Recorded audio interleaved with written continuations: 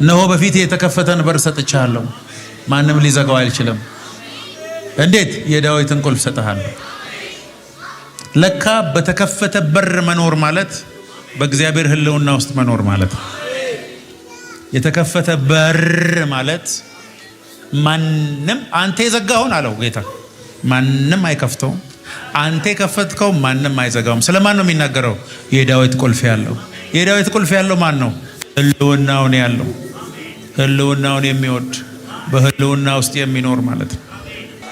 ወደ ኢየሩሳሌም፣ ወደ አዲሲቷ ኢየሩሳሌም ወደ ምንናፍቃት ስንሄድ የሚሆንልን ሌላ ነገር አይደለም። ብዙዎቻችን የወርቅ አስፋልት ላይ መሄድ፣ ከቅዱሳን ጋር ማምለክ፣ በሽታና ምንም ችግር የሌለባት ቦታ ከመላእክቶች ጋር ሄዶ ማሸብሸብ ነው የሚታያችሁ።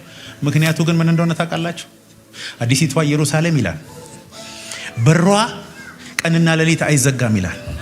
በዛ ጨረቃም ፀሐይም የለም ይላል። በጉ ራሱ ፊቱን ያበራላታል።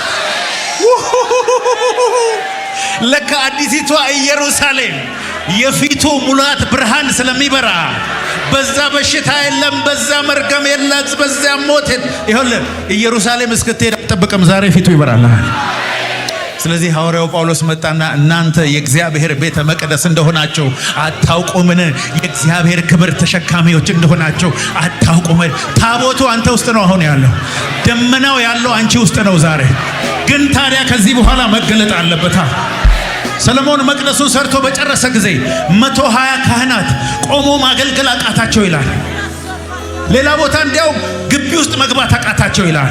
ያ የሰለሞን መቅደስ በኢየሱስ ስም አንቺ ነሽ። ከዚህ በኋላ አንተ በቆምክበት ሰዎች ከዚህ በኋላ መቆም አይችሉም። መቆም አይችሉም። በቃ መቆም አይችሉም።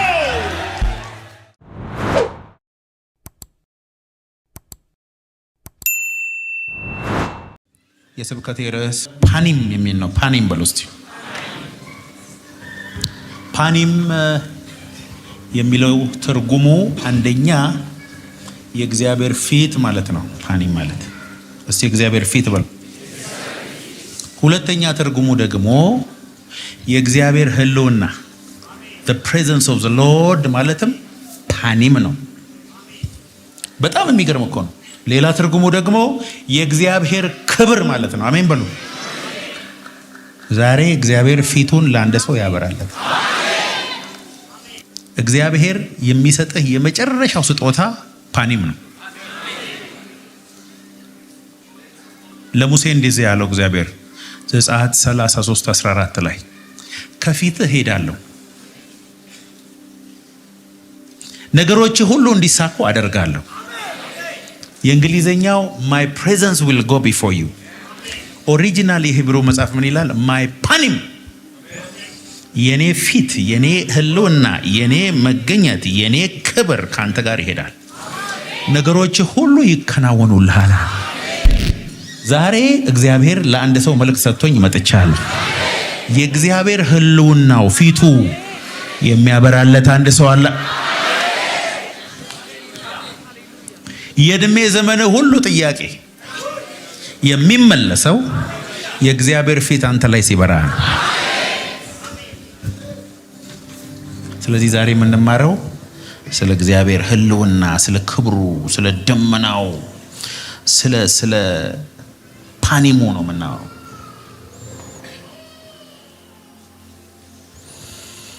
መጽሐፍ ቅዱሳችን ላይ እግዚአብሔር ክብሩን በኃይል ከገለጠለት ሰው ዋናው ሰው ንጉሥ ዳዊት ነው።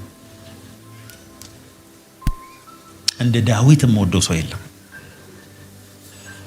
እንደ ዳዊት አስቸጋሪ ሰው፣ እንደ ዳዊት አይነት ኃጢአተኛ ሰው የለም። እንደ ዳዊት እግዚአብሔር የተዋጋለት ሰው፣ እንደ ዳዊት ያሸነፈ ሰው ደግሞ በምድር ላይ የለም። መጽሐፍ ቅዱሳችንን ስናነብ ዳዊት ብዙ ጦርነቶችን ተዋግቷል። አንድ እንኳን ጦርነት ተሸንፎ አያውቅም። ሚስጥሩ ምንድን ነው? እንደ ልቤ የሆነ ፈቃዴን የሚፈጽም የተባለ እስራኤልን ከጦርነት ያሳረፈ፣ ተበታትኖ የነበሩ የእስራኤልን ነገዶች ወደ አንድነት ያመጣ፣ ኢየሩሳሌምን ዋና ከተማ ያደረገ፣ ስለሱ የተነገረው ትንቢት ስለ ኢየሱስ የተነገረው ትንቢት ምንድነው? የአባቱን የዳዊትን ዙፋን ይሰጠዋል ተብሎ ለኢየሱስ ራሱ ዳዊት አባቱ ነው ተብሎ የተነገረለት፣ ግን የተማረ ሰው ያልሆነ በግ ጠባቂ እረኛ፣ ምንም የሌለው፣ ትምህርት የሌለው፣ ገንዘብ የሌለው፣ ቤተሰቦቹ እንኳን የማይፈልጉት ሰው ነው። የዳዊትን ምስጢር ነው ዛሬ የምነግራችሁ።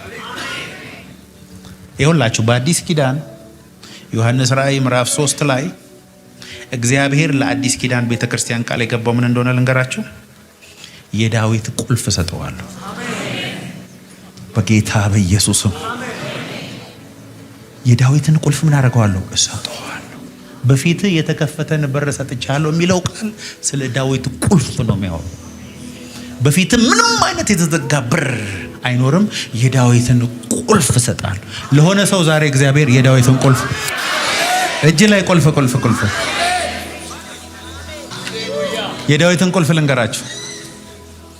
ዳዊት በእድሜ ዘመኑ ንጉሥ ለመሆን ጸልዮ አያውቅም። ዳዊት በእድሜ ዘመኑ ጎልያድን ለመግደል አልጸለየም። ከገድለውም በኋላ አልጻፈም፣ አልዘመረም፣ አልተናገረም። ዳዊት ጎልያድን መግደሉን ሌላ መጽሐፍ ላይ ነው ያነበበው። መዝሙር ዳዊት ላይ የለም።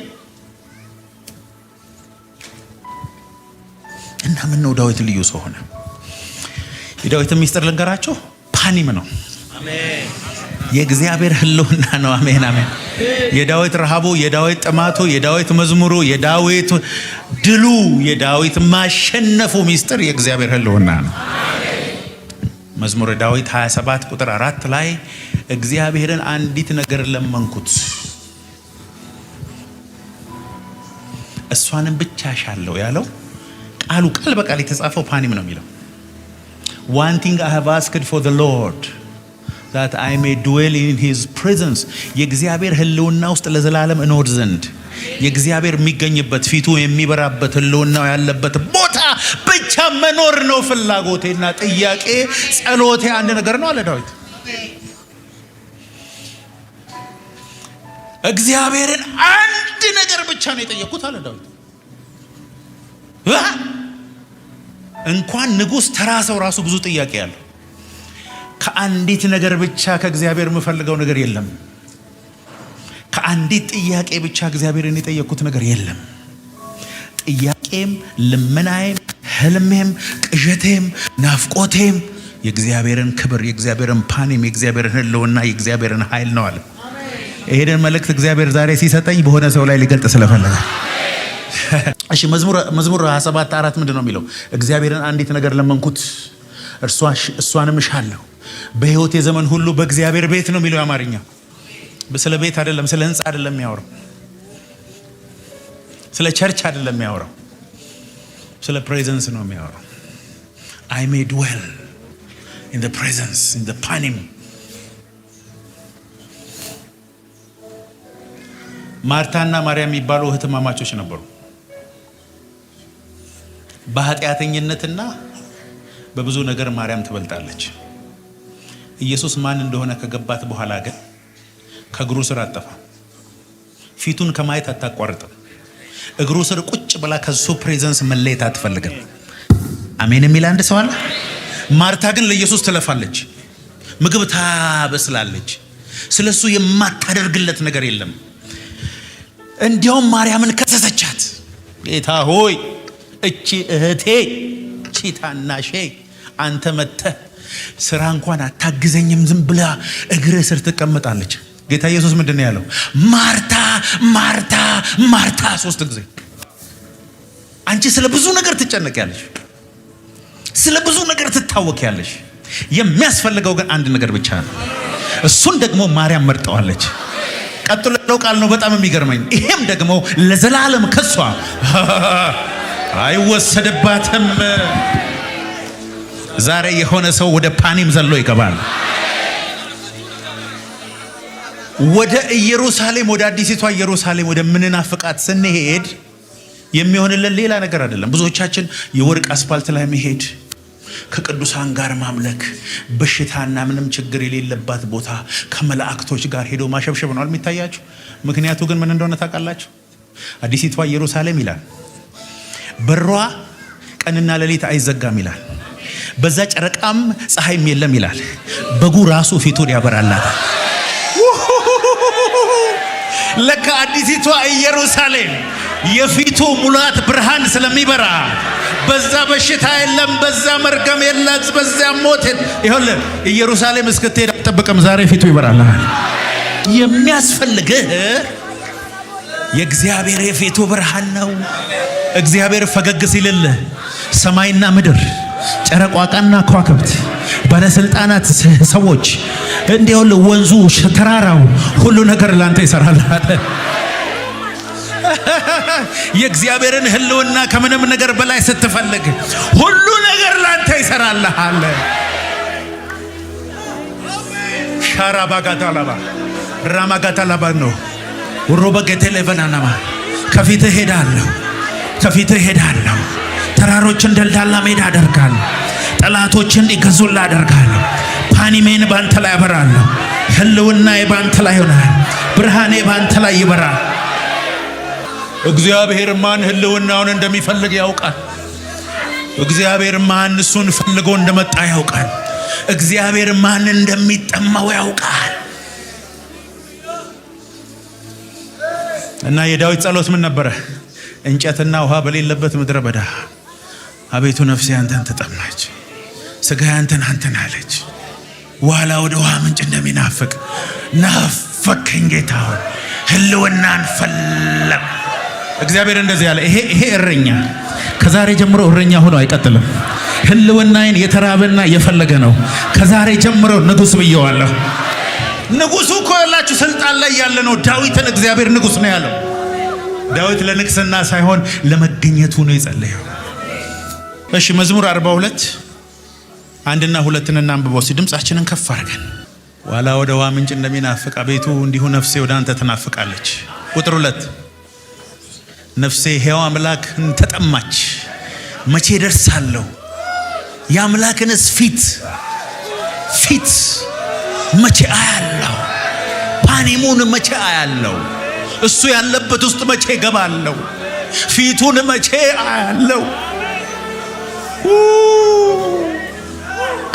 አንዳንድ ሰዎች እኮ በሚሄዱበት ቦታ ሁሉ ይኸውላችሁ በእነሱ አካባቢ የእግዚአብሔር ህልውና አለ።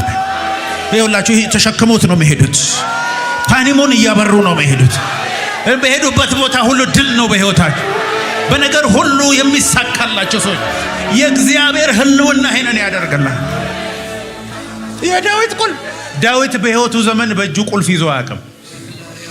መጽሐፍ ቅዱስ እየተናገረ ያለው ስለ መንፈሳዊ ሚስጥር ነው። ብዙ ሰዎች የተከፈተ በር ሰጣለሁ የሚል ስቲከር ቤታቸው ላይ ለጥፈዋል፣ መኪናቸው ላይ ለጥፈዋል። የተከፈተ በር የሚለው ምንድነው? የዳዊት ቁልፍ የሚለው ምንድነው? ዳዊት እኮ ጠላቶችን ሁሉ ካሸነፈ በኋላ ብዙ መጋዘን ሙሉ ወርቅ ነበር። ያልነበረው ነገር የለም። ሰለሞን የሰራው መቅደስ በጠቅላላ ማቴሪያል ሮ ማቴሪያሉን ያዘጋጀው ዳዊት ነው። ወርቅ በወርቅ ሆነ። ስልጣን ኖሮ የዘቢብ ጥፍጥፍ ቤት ሞልቶ የኢየሩሳሌም የእስራኤል በጠቅላላ ታክስ ግብር እሱ ጋር እየመጣ ደበረው ሰውየው። እኔንን አልፈለኩም አለ። እኔ ለመንኩ ይሄንን አይደለም አለ። እኔ አሁን የምፈልገው ታቦቱን ነው አለ። እኔ አሁን የምፈልገው ህልውናው ነው አለ። ታቦቱን አስመጣ፣ ድንኳን ሰራ። 4000 ዘማሪዎችንና ሰባኪዎችን በዛ ድንኳን ውስጥ አደረገ። የእግዚአብሔር ህልውና ቤቱ መጥቶ ሞላው። አሜን በሉ ባካችሁ። ዳዊት እንደዚህ ያለ የምፈልገው ይሄንን ነው፣ ምኖረው እዚህ ውስጥ ነው። ታውቃላችሁ ዳዊት የተቀበረው የዳዊት መቃብር እዛ ድንኳን ውስጥ እንደሆነ። ዳዊት መኖር ብቻ አይደለም በእግዚአብሔር ፕሬዘንስ ውስጥ የኖረው፣ ሲሞት ራሱ መቃብሩን የፈለገው እዛ ውስጥ ነው። ምን አይነት ረሃብተኛ ነው ዳዊት! እግዚአብሔር በትንቢተ ኤርምያስ 37:38 ላይ ከዚህ በኋላ እነዚህ ዳዊት የተሸከሙበትን አይነት ታቦት አላደርግም አለ እግዚአብሔር። ታቦቱን ልባቸውን አደርጋለሁ አለ። ከዚህ በኋላ በእጅ በተሰራ ቤት ውስጥ እኔ አልገባም አለ። ከዚህ በኋላ ልባቸው ውስጥ እኖራለሁ አለ። ስለዚህ ሐዋርያው ጳውሎስ መጣና እናንተ የእግዚአብሔር ቤተ መቅደስ እንደሆናችሁ አታውቁምን? የእግዚአብሔር ክብር ተሸካሚዎች እንደሆናችሁ አታውቁምን? ታቦቱ አንተ ውስጥ ነው አሁን ያለው። ደመናው ያለው አንቺ ውስጥ ነው ዛሬ። ግን ታዲያ ከዚህ በኋላ መገለጥ አለበታ። ሰለሞን መቅደሱን ሰርቶ በጨረሰ ጊዜ 120 ካህናት ቆሞ ማገልገል አቃታቸው ይላል። ሌላ ቦታ እንዲያው ግቢ ውስጥ መግባት አቃታቸው ይላል። ያ የሰለሞን መቅደስ በኢየሱስ ስም አንቺ ነሽ። ከዚህ በኋላ አንተ በቆምክበት ሰዎች ከዚህ በኋላ መቆም አይችሉም። መቆም አይችሉም። በቃ መቆም አይችሉም። የእግዚአብሔር ሕልውና የመጀመሪያ መገለጫው ምን እንደሆነ ልንገራችሁ። ደስታና ሰላም። ክብሩ ሲመጣብህ ያለ ምክንያት ከባድ ደስታ ይቆጣጠራል። በሞት ላይ መሳቅ ትጀምራለህ። አሜን።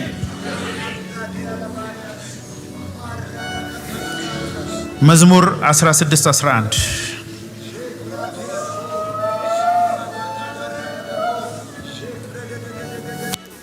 የሕይወትን መንገድ አሳየኸኝ፣ ከፊትህ ጋር ደስታን አጠገብከኝ። You will show me the path of life. In your presence is fullness of joy. ከፊትህ ጋር የአማርኛው የሚለው የእንግሊዘኛው in your presence ፓኒም ነው የሚለው። እግዚአብሔር የሕይወትን መንገድ የሚያሳይ ፊቱን ሲበራለን።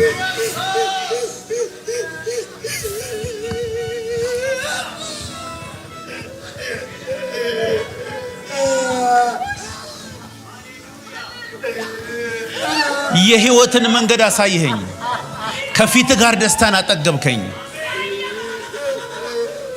In your presence there is fullness of joy. የእግዚአብሔር መንግስት ጽድቅና ሰላም በመንፈስ ቅዱስ የሆነ ደስታ ናት እንጂ የመብልና የመጠጥ አይደለችም። ፕሬዘንሱ ሲመጣ ለደስታና ለሰላም አጸልይም። ባይ ዲፎልት የእግዚአብሔር ሕልውና ፊት ሐዘን አይሰራም። የፊት መጨማደድ አይሰራም። ዲፕሬሽን አይሰራም። ፕሬዘንሱ ሲመጣ እግዚአብሔር በደስታ ይሞላል።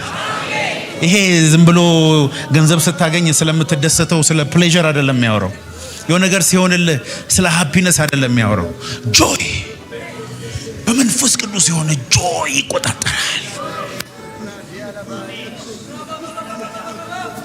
ለዚህ ነው እግዚአብሔር ይባርካችሁ፣ ሰላሙን ይስጣችሁ፣ ፊቱንም ያብራላችሁ። የእግዚአብሔር ፊት ሲበራልህ አለመደሰት አትችልም። በገንዘብ ከፍለ ማዘን አትችልም። ያሳዘነህን ነገር ፈልገ ማግኘት አትችልም። እግዚአብሔር ፊቱን ሲያበራልህ የሕይወት መንገድ ያሳይሃል። ከፊቱ ጋር ደስታን ያጠግባሃል። በቀኝም ለዘላለም ፍስሐ አለ ይላል። There is pleasure forever. የእግዚአብሔር ፊት ባለበት ቦታ የማያቋርጥ ደስታ። ለዚህ ነው ጌታ ኢየሱስ ሰላሜን እሰጣችኋለሁ፣ ሰላሜን እተውላችኋለሁ፣ እኔም እሰጣችሁ ሰላም ዓለም እንደሚሰጥ አይደል። ፊቱ ሲበራል ደስታ ያንተ ይሆናል። አሜን። ዛሬ አዝናችሁ የመጣችሁ የግድ በደስታ ትወጣላችሁ። የኤማውስ መንገደኞች ሁሉን ትተው ጌታ ኢየሱስን ተከትሎት የነበሩ ሰዎች ናቸው። ባልና ሚስትም ሊሆን ይችላሉ ተብሎ ይገመታል። ሁሉን ትተው ኢየሱስ ይቤዠናል፣ ያድነናል፣ እስራኤልን ከሮማውያን ቀንበር ነፃ ያወጣል፣ መሲሁ ነው ብለው ሲከተሉት እንኳን ሊያድናቸው ራሱ ሞተ። እነዚህ ሁለቱ ሰዎች ሴቶች መጥተው እነ ማርያም ኢየሱስ ከሞት እንደተነሳ አይተናል ብለው ነግረዋቸው እሱን እንኳን ሰምተዋል። ማመን ግን አልፈለጉም። በአይናቸው ፊት እንደዚህ የሞተ ሰው እነሳለሁ ብሎ ይነሳል ለማለት በጣም ከባድ ነው። ስለዚህ ጠውልገው በፀሐይ ጠውልገው መንገድ ላይ ሲሄዱ አንተ ብትተውም የማይተው ኢየሱስ አለ። ከዚህ በፊት ተከትለው አምልከው አንተ በደከመ ጊዜ ትቶኛል የራሱ ጉዳይ አይልም ኢየሱስ። እነሱ እኮ ትተውታል፣ ወደ ኑሯቸው እየተመለሱ ነው። ኢየሱስ ግን አንዴ ይዟል፣ አይለቀህም። ችግሩ እኮ እሱ ነው። አንዴ አያዘ፣ ከያዘ አይለቀህም። ጠውልገዋል፣ አዝነዋል፣ ተስፋ ቆርጠዋል። መጣና ኢየሱስ ከሞት የተነሳውን እንደ ድሮ ማወቅ አይቻልም። ምን ሆናችኋል? ጠውልጋችኋል፣ ሰላም ነው ወይ ስላቸው፣ ኧረ እባክህ አንተ ደግሞ አልሰማህም እንዴ? ምኑን አላወቅኩም? ለብቻ እስራኤል ውስጥ ተነጥለ ነው የምትኖር? የሆነውን አልሰማህም? ምን ሆነ አላቸው። አንድ በቃልና በስራ ብርቱ ነብይ ነበር። ድንቅ ነበር፣ እንከን የሌለው ነበር። የሞተ የሚያስነሳ፣ እውር የሚያበራ፣ 2 ዓሣ 5 እንጀራ 5,000 ሰው የሚመገብ ይቤዠናል ብለን ተስፋ ያደረግነው ቃሉም በስራውም ብርቱ የነበረ ጌታ ነበር። እሺ ምን ዋጋ አለው? ሞተ አሉት። ደስ አለው ኢየሱስ። መሞቱን ሲሞት እንደሚነሳ አልነገራችሁም? ኧረ ነግሮናል። እሳት ይገባባቸው ጀመረ። በሶስተኛው ቀን ሞትን ድል አድርጎ እንደሚነሳ አልነገራችሁም? ይነግሮናል። ዳግም እንደሚመጣ አልነገራችሁም? ነግሮናል። ውስጣቸው መቃጠል ጀመረ፣ መንደድ ጀመረ። ኧረ አሜን። መጨረሻ ላይ በሉ በቃ መሽቷል፣ ወደ ቤታቸው ግቡ። ውስጣችን እየተቃጠለ አንተንማ አትሄድም አሉት። አንተማ ስለ ጌታችን ትነግረናለህ አሉት። እጁን ይዘው ጎትቶ አስገቡት። ገባና እንጀራን አንስቶ ቆርሶ ሲሰጣቸው ገና ከመጉረሳቸው አይናቸው በራ። ጌታ ጌታ ጌታ! የሆነ ሰው ዛሬ አይኑ በኢየሱስም ይበራል። የጌታን ፊት ለፊት ያየዋል። አሜን በሉ ባካችሁ። ከጎናችሁ ላለው ሰው አንተን እንደማይህ በሉት። ፊቱን እያያችሁ ነው። አንተን እንደማይ ጌታን ፊት ለፊት አየዋለሁ። ታው እየተናገርክ የሆነ ባህል ዛሬ የልቦና አይኖች ይበራሉ። የጌታን ክብር ታያለ። ጌታን ታያለ። ጌታን አይተህ እንደ ከዚህ በፊቱ መቀጠል አትችልም። አጨብጭቡና ቁጭ በሉ። ኢየሱስ ጌታ። መንፈስ ቅዱስ የወረደበት ቦታ የቱ ቦታ እንደሆነ ልንገራችሁ። ኢየሱስ የመጨረሻውን እራት አዘጋጁልኝ ያለው ቦታ ነው። እግራቸውን ያጠበው ቦታ ነው። ሂዱና ሰገነት ላይ በደርብ የተነጠፈ ምንጣፍ ያለበት ቦታ አዘጋጁልኝ ያለ ቦታ ነው። ኢየሱስ ካረገ በኋላ እዛ ቦታ ነው የተመለሱት። 120 ሰዎች እየጠበቁ ነበር። ከስር እኮ ዳዊት የተቀበረው የት ነው? የዳዊት ድንኳን። ታቦቱን ያመጣው የት ነው? የዳዊት ድንኳን። እግዚአብሔር ምን አይነት የቃል ኪዳን አምላክ! ዳዊት ምን አይነት ሰው ነው! ከስንት ሺህ ዓመት በኋላ አዲስ ኪዳን ላይ መንፈስ ቅዱስ ሲወርድ እግዚአብሔር ቃል ኪዳንን ጠበቀ። ይሄው ለዳዊትን ዳዊት ያደረገው ትምህርቱም አይደለም፣ ዘሩም አይደለም፣ ዕውቀቱም አይደለም፣ ረሃቡ ነው። ዛሬ ይሄ ረሃብ አንድ ሰው አጥንት ውስጥ ይገባል።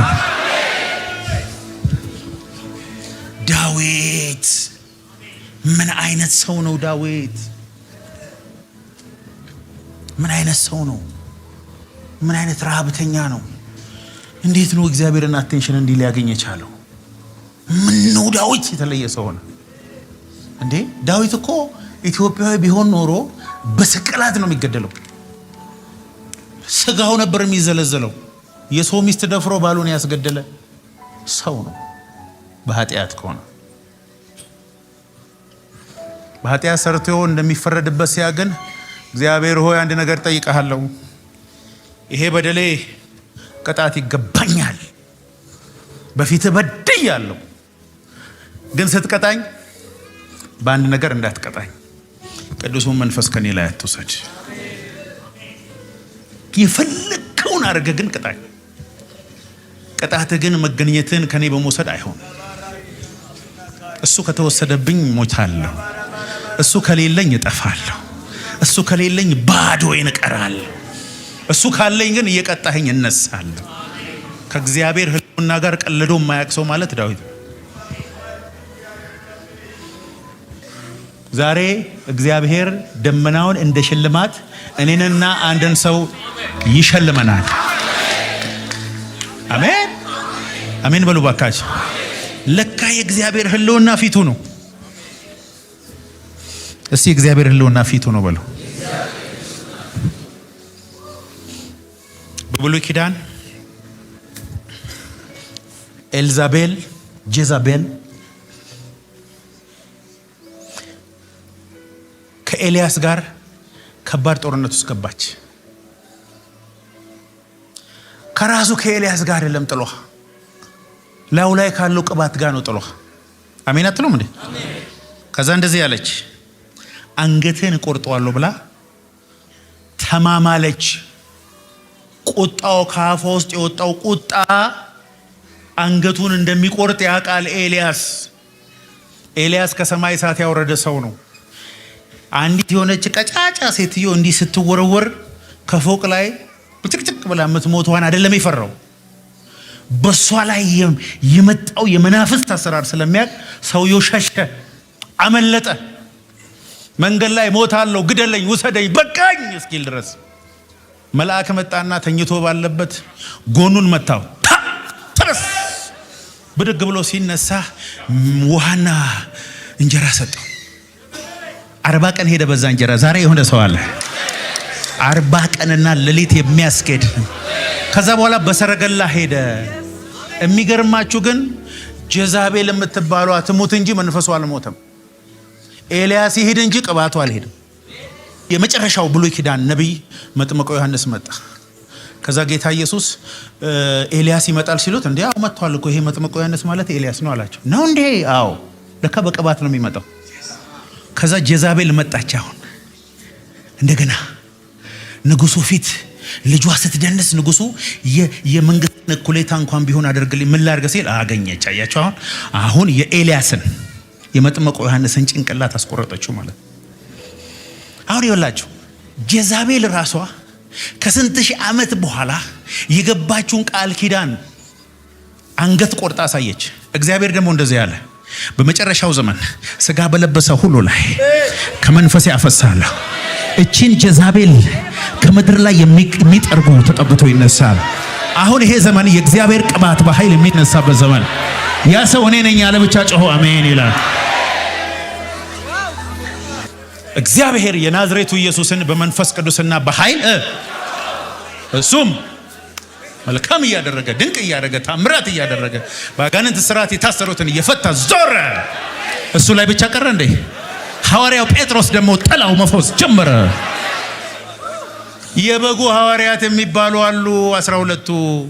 እነሱን መሆን አይቻልም ለዘላለም። የነሱ ሐዋርያነት ሌላ ሐዋርያነት ነው።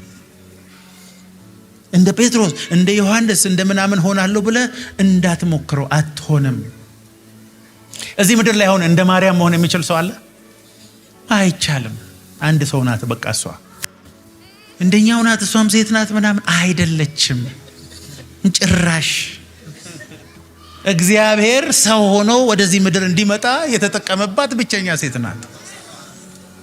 ኢየሱስን አጥብታ ያሳደገች ሴት ናት። 12ቱ ሐዋርያት የበጉ ሐዋርያት ከሱ ጋር የነበሩ መከራውን የተቀበሉ ከሱ አንደበት የተማሩ እንደነሱ መሆን አይቻልም። ከነሱ በኋላ ግን ብዙ ሐዋርያት እንደነበሩ መጽሐፍ ቅዱስ ያስተምራል። ከጎን ላለው ሰው የፊቴ ብርሃን ከዚህ በኋላ ያበራል ብሎ። እሺ ዮሐንስ ወንጌል ምዕራፍ 1 ላይ አንድ ልጁም በአባቱ ዘንድ ያለውን ክብሩን እሱን አየን አለ። አሜን በሉ ባካችሁ። ከዛ በኋላ ማቴዎስ ወንጌል ምዕራፍ 17 ከቁጥር 1 ጀምሮ ጴጥሮስ ያዕቆብ ዮሐንስን ይዘው ለብቻቸው ወደ ተራራ ላይ ወጣ ይላል። ፊቱ እንደ ፀሐይ በራ ይላል። ልብሱም እንደ በረዶ ነጭ ሆነ ይላል። ኤልያስና ሙሴም ታዩአቸው። ከዛ ጴጥሮስ 3 ዳስ እንስራ ሲል ይሄ ዘመን የነቢያትና የሕግ ዘመን ሳይሆን የጸጋ ዘመን ነው ብሎ እነሱን አስወገዳቸው። የሙሴ ዘመንና የኤልያስ ዘመን አይደለም ይሄ።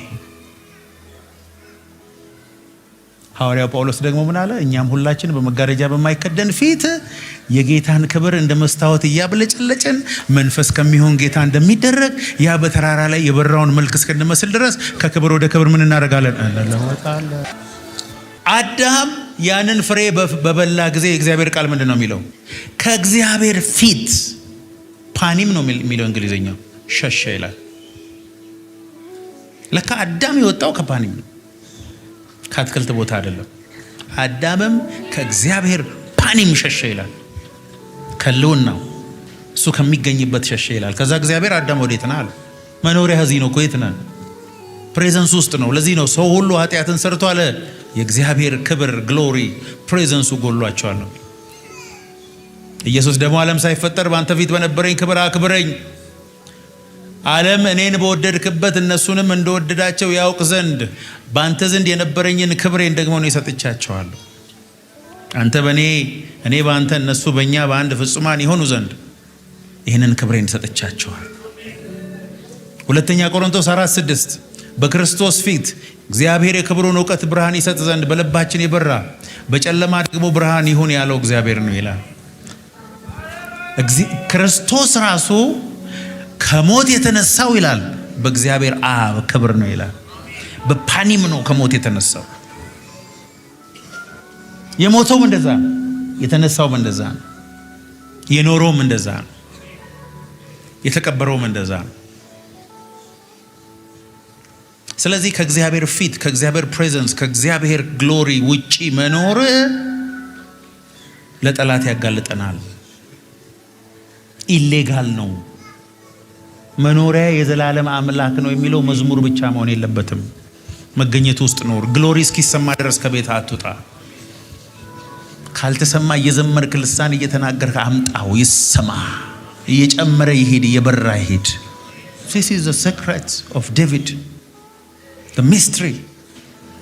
ሐዋርያው ጳውሎስም የተናገረው ሚስጥሪ ዓለም ከመፈጠሩ በፊት ተሰውሮ የነበረውን ሚስጥር እነግራቸዋለሁ። እሱም ክርስቶስ የክብር ተስፋ ያለው እናንተ ውስጥ መኖሩ ነው። Christ is in you, the hope of glory. ለኔ ግን ከሁሉ ለማንሶ ተገለጠልኝ። በአዲስ ኪዳን የምንኖረው ክብርን በመግለጥ ነው አለ። እንዲያውም ሌላ ቦታ ደግሞ ምን ይላል? የፍጥረት ናፍቆት የእግዚአብሔር ልጆች በክብር መገለጥ ይጠባበቃል በመጥ ይላል። ይኸውልህ ተራራ፣ ወንዙ፣ ሸለቆ፣ እርሻው፣ አየሩ ያንተን በክብር መገለጥ ይጠባበቃል።